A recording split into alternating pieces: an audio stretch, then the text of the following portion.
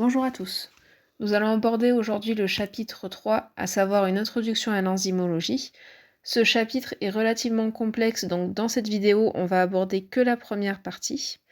Donc l'enzymologie, qu'est-ce que c'est? C'est un domaine qui va permettre l'étude de protéines appelées enzymes et de leur mode de fonctionnement.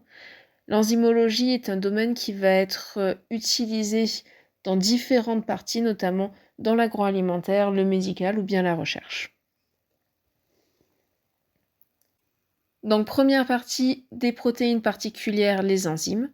Donc les enzymes sont des protéines composées d'acides aminés et elles vont permettre de catalyser les réactions chimiques qui vont se dérouler dans nos cellules. Donc dans nos cellules, on va avoir des réactions chimiques qui vont se dérouler en permanence afin d'assurer le bon fonctionnement de notre organisme. Ça peut être des réactions qui vont nous permettre d'avoir de l'énergie ou qui vont nous permettre par exemple la croissance de nos cellules, le renouvellement de nos cellules, etc.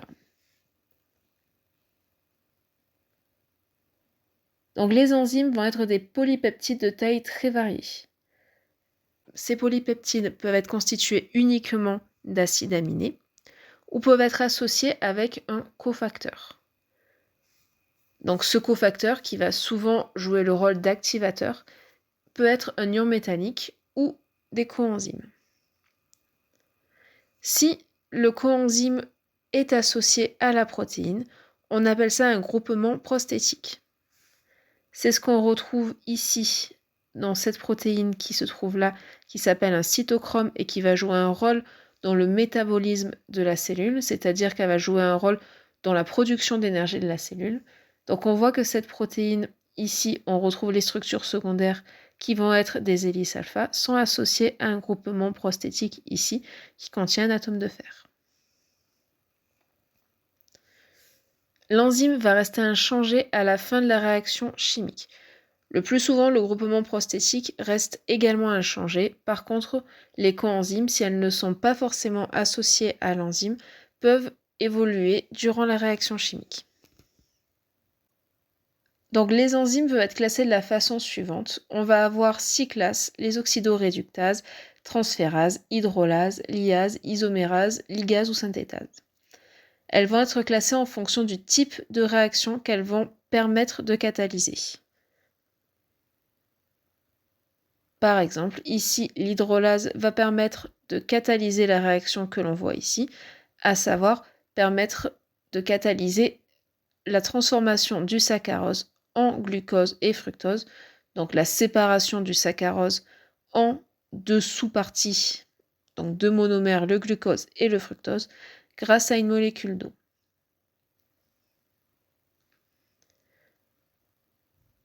Les enzymes, pour les reconnaître assez facilement, ce sont à chaque fois les molécules dont le nom va se terminer par ase. En fonction du nom de l'enzyme, on peut retrouver notamment le type de réaction dans lequel elle intervient, et également on peut retrouver son substrat. Par exemple, ici, l'hexokinase, ça va être une enzyme qui va permettre de catalyser une réaction dans laquelle on va trouver des molécules appelées des hexoses. Donc ce n'est pas systématiquement le cas, mais souvent le nom de l'enzyme va être associé au type de réaction qu'elle catalyse et au substrat.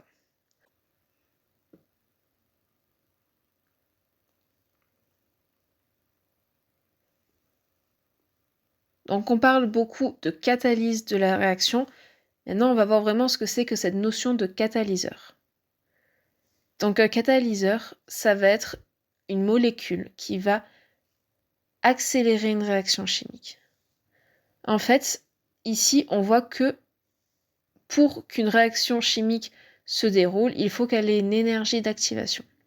Et donc, comme vous voyez ici, l'énergie d'activation va correspondre à la quantité d'énergie qui va être nécessaire pour démarrer la réaction chimique. L'enzyme va agir comme le catalyseur, c'est-à-dire qu'elle va diminuer la valeur de l'énergie d'activation. C'est ce qu'on voit ici. Lorsque on a une réaction chimique qui va se faire sans enzyme, on a besoin de beaucoup d'énergie pour l'activer. Tandis que lorsqu'on est avec l'enzyme, on voit que l'énergie d'activation va être beaucoup plus faible. Elle va être diminuée grâce à l'enzyme qui va agir comme un catalyseur. Et le fait de diminuer l'énergie nécessaire pour activer une réaction, ça va permettre d'accélérer la réaction. Pourquoi? Parce que par exemple, s'il faut, on prend des valeurs totalement hypothétiques, mais s'il faut 10 joules par mol pour démarrer une réaction chimique, c'est le cas on imagine ici, et on imagine qu'avec un catalyseur, une enzyme, il faut seulement 1 joule par mol pour initier, démarrer la réaction chimique. Donc on imagine bien que c'est beaucoup plus facile de récupérer les 1 joule par mol que de récupérer les 10 joules par mol pour faire la réaction. Donc avec l'enzyme, finalement, en baissant l'énergie d'activation qui va être nécessaire pour démarrer la réaction chimique, on va accélérer la réaction chimique.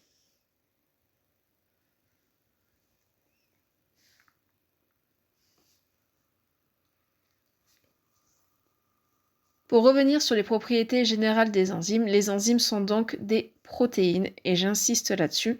Ce sont des protéines qui vont être composées d'acides aminés, qui vont ensuite être repliées dans des structures secondaires comme les hélices alpha et les feuillets bêta, et qui vont ensuite être repliées en structures tertiaires ou quaternaires si ce sont des molécules qui vont être euh, oligomériques, donc avec plusieurs chaînes polypeptidiques.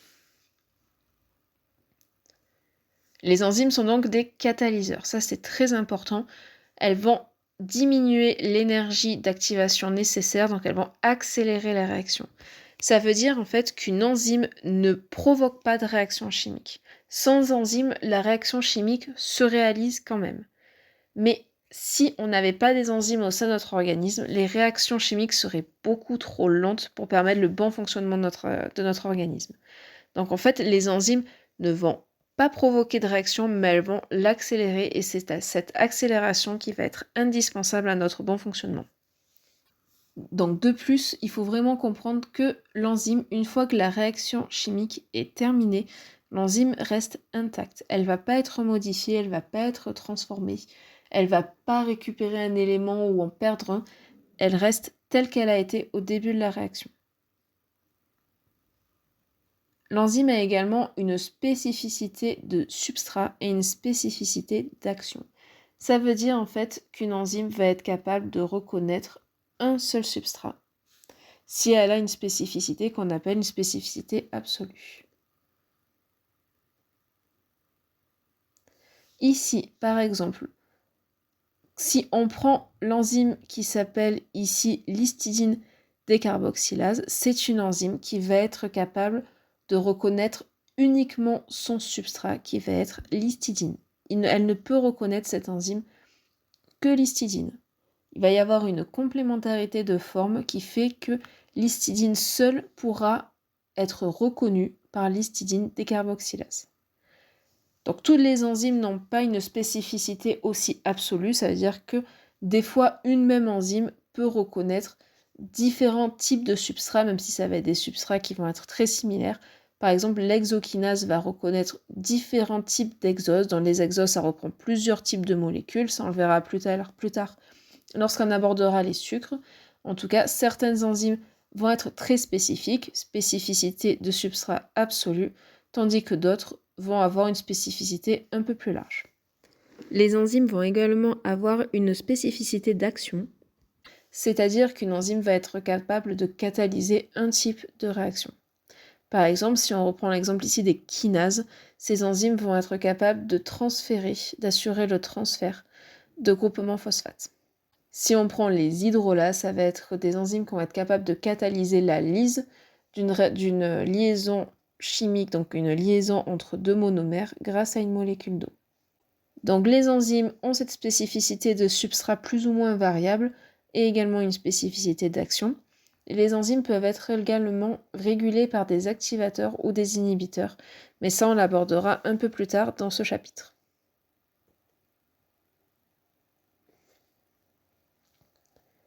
Donc on va voir maintenant comment se déroule une catalyse enzymatique en prenant l'exemple ici d'une enzyme qui va être une hydrolase. Donc ici on peut voir le substrat qui va être un substrat glucidique.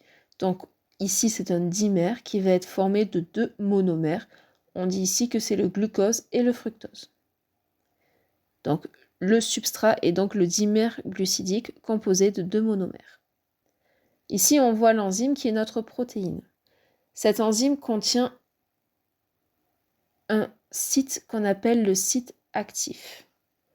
Donc le site actif, il va permettre deux choses. Ça va être le site de fixation de l'enzyme, enfin, le site de fixation du substrat sur l'enzyme, mais également le site où va se dérouler la catalyse de la réaction. Donc lorsque le substrat va se lier à l'enzyme, on va avoir des liaisons de très faible énergie qui vont se faire entre les deux éléments. Ça va être des liaisons hydrogène et des liaisons de Van der Waals. Et le site actif va être un site vraiment dans une zone très renfermée de la protéine, donc ça va être dans une zone très très hydrophobe. Donc ici, par complémentarité de forme, le substrat va se fixer au niveau du site actif sur l'enzyme. Il va y avoir ensuite la catalyse de la réaction, c'est-à-dire qu'il va y avoir hydrolyse grâce à la molécule d'eau de la liaison entre le glucose et le fructose. Et il va y avoir ensuite libération de ce qu'on appelle les produits, à savoir le monomère de glucose et le monomère de fructose.